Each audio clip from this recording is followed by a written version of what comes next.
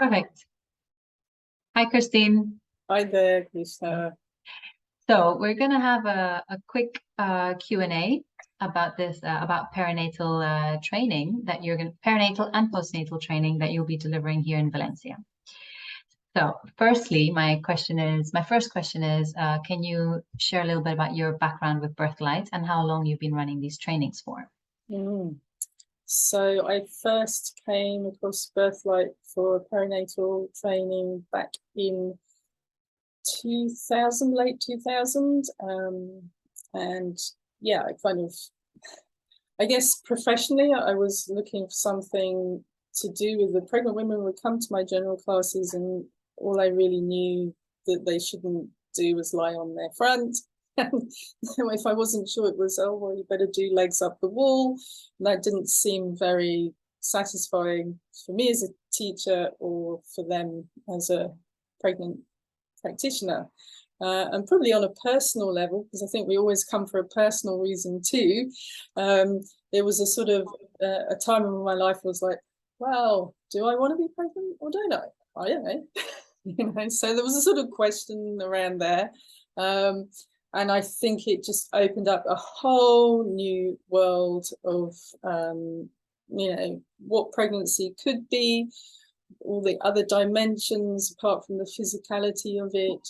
And then I was very lucky to also see Francoise working with mums and babies and toddlers as well. So I kind of got the whole sort of land picture of what Birthlight offers in terms of trainings. And then just carried on from there, taught a lot of classes in a lot of different places. So in corporate places, in a hospital, even in yoga studios. And so lots of different women from different walks of life, and saw how the practices were useful to all of them, whether they'd done any yoga before or not. And then I've been tutoring courses since about 2008 I began.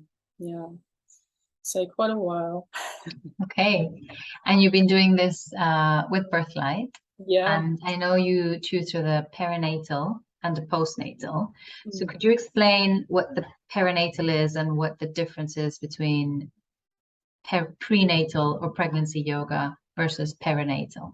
Yeah, well, I think perinatal means all around this time of birth, pregnancy and birth. So that includes obviously pregnancy, preparing for labour and birth, the birth process itself, and the postpartum time as well.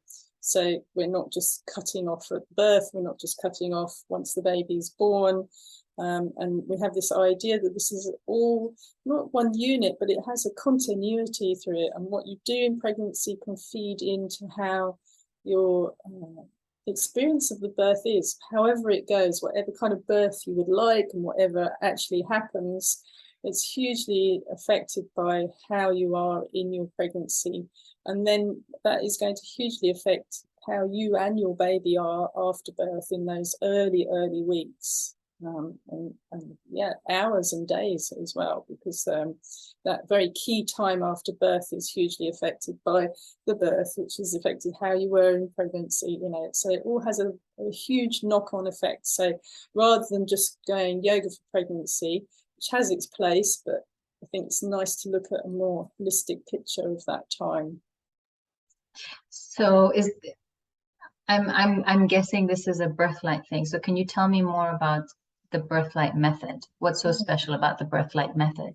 Yeah, so I think Birthlight comes in the name as well, because we would like to empower women through physical practices and breathing practices and being together with other pregnant women to be able to approach birth in a light way, so without fear, or with as little fear as possible, and to be accompanied by their yoga experience and practice through the birth process and through the process of becoming a mother as well.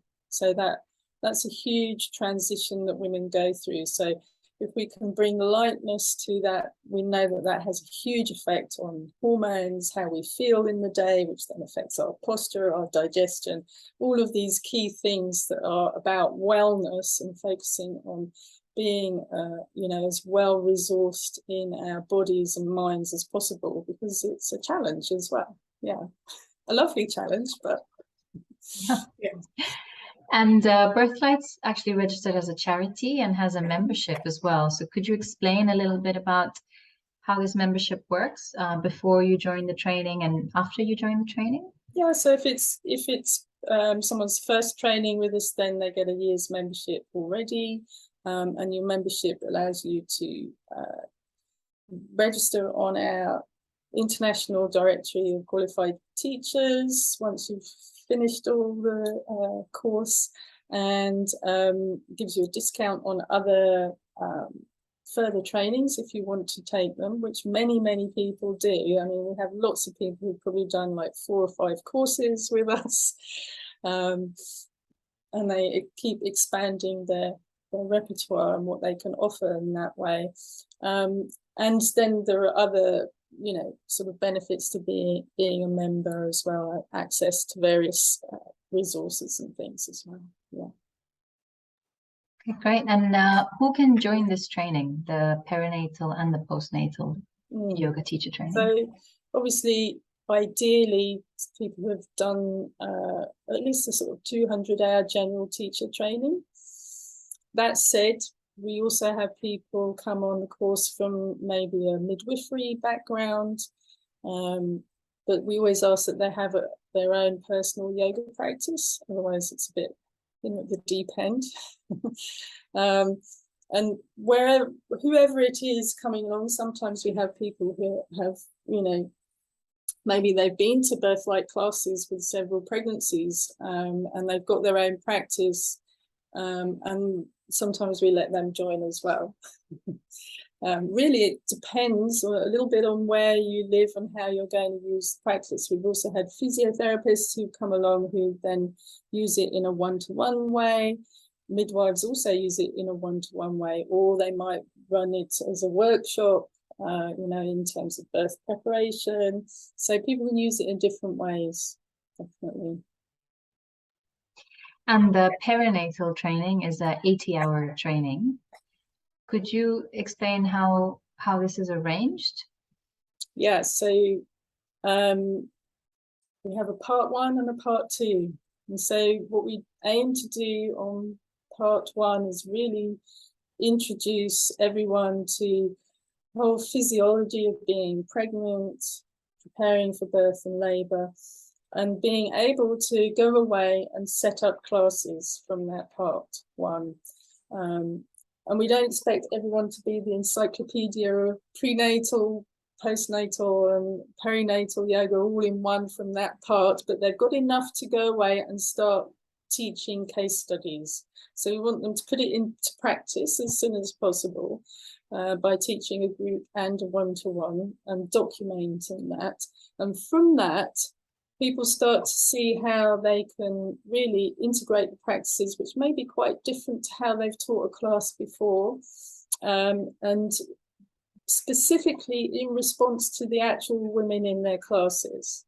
So, people will have very different people that they teach. You might have some classes where everyone's new to yoga and they're a little bit, ooh, what will this be like? And then other people will have classes where maybe it's people who have a long-standing yoga practice. They come from their general classes and then they're ready to learn something specific for pregnancy and birth. So really, part 1 is about all the basics, practices, go and use them. Then we look at that coursework and then we see what else people need and we go deeper in the second part as well. And obviously very often people have questions. Having gone and taught it, they come back and go, so how do I manage this and how could I have done that better? Yeah, so we have some material to work with as well. And I think that's quite a nice way of having a course, although of course it takes longer. It's more work than just turning up and getting a certificate of attendance at the end. So what we really want to foster with that coursework is seeing how people are going to work through different scenarios of different women's symptoms, how they get the group to gel together if they're teaching a group, how they respond really in a tailored way to someone who's coming for a one-to-one session. And how is the coursework assessed and marked? Yeah, so the tutor, me in this case, will read everything. So I actually do read everything. So I read the lesson plans, I read the feedback and reflection afterwards, I read the women's feedback that they write as well, all of it. And so I can really thread through how someone's developed over the course of those case studies and give them feedback, and, you know, in a constructive way, of course. And can people join the trainings when they're pregnant or if they have small babies? Yeah, so we try to be as flexible as possible. If they want to bring their already born baby, then it's usually really good to have someone on hand who can take the baby for periods of time. Otherwise, what I've found is most women find it quite difficult to concentrate through the whole day. It's quite a long day, quite intensive, but certainly if babies need to breastfeed, come in and see mum, they're very welcome to come in and out, but obviously we need to take care of everyone and make sure that that's not too disruptive. In terms of pregnancy, yes, but I would really want to know if someone is pregnant, and obviously if it's early and they don't want to disclose that to the whole group, we be discreet, of course. Yeah, just being aware to take really good care of themselves on the course, and that usually means being quite organised and having a lunchtime nap. I love that there's time for a lunchtime nap. Yeah. And then before we finish off, the postnatal yoga training follows on directly from the perinatal training. Yes. The perinatal does include some early postnatal, but what's the main difference here between the postnatal and the perinatal? Yeah, so the postnatal has a little overlap with the very early practices that we like to teach, mostly on part 2 in the perinatal. And then the postnatal really follows on through the postnatal years, so that we're going from very early postpartum, so very early after birth, and then flowing through and seeing how you can progress in a very nice sort of small steps back towards a classic practice, if that's what people have, or, you know, for the many women who have started yoga during pregnancy for the first time, that is then a nice introduction to yoga in general for them as well, coming from a really nice basis, actually. Yeah. Okay, and my final question is, what is your favorite part of doing these trainings? There's a few facets that I really enjoy. I really enjoy, well, as we were saying, I really enjoy reading the case studies, and especially when the students have helped the women. Maybe they've got backache, or they've got sleep problems, or they've got anxiety issues, and then you read that over the weeks of teaching, that's improved. And then you read in the feedback, oh, this made a difference to this, this, and this. I'm like, yes, fantastic, we're there. So that puts a big smile on my face. And I think the other thing is that the teachers go through quite a process very often on the training of opening up possibly new ways of practicing yoga, having a different perspective on it, and a great appreciation for the female body and what it can do. And perhaps, hopefully, we end up at the end having gone through a process as well, and maybe being not able to do more advanced postures or whatever, but maybe we become more embodied practitioners. That would be good. Yeah. Perfect. Thank you so much. You're very welcome, and I look forward to coming. Yeah, I look forward to having you here. Okay. Super. Great.